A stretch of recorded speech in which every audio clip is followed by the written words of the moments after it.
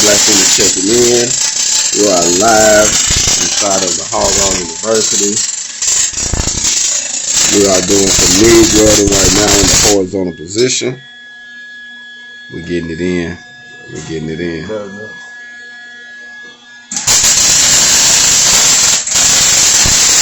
This is the part we're using.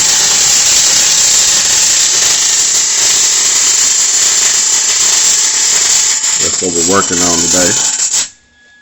Our goal is to learn MIG welding in 4 positions, and then we'll be doing some fabrication